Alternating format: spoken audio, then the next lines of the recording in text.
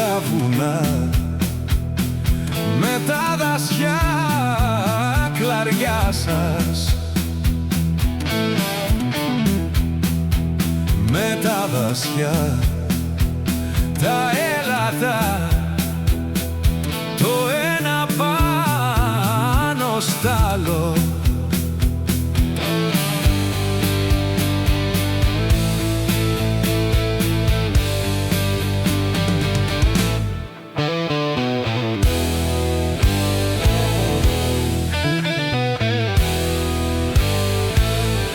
Και πήρε της Καστάνιτσας, όπου βαστάτε κλέφτες, τους κλέφτες τι τους κάματε, τους κολοκότρονέους, όπου φορούν χρυσά σπαθιά, μπαλάσκες, ασημένιες,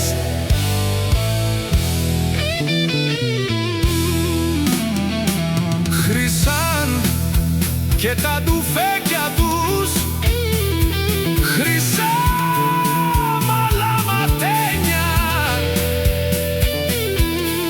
και τα τσαπράζια που φορούν ούλο μαργαριτάρια. Εκείνη το Μάρτι εδώ ήσανε και τον μισόν Απρίλη και την ημέρα τα Γεωργιού, που είναι το πανηγύρι. Φίλοι τους προσκάλεσαν, τους είχανε τραπέζι, πάνω ποβάλαν τα φαγιά και έκαμαν το σταυρό τους. Ψηλή φωνήτσα να ακούσαν, ψηλή φωνή να ακούνε, κι αφήστε τα καλά φαγιά και πάρτε τα τουφέκια.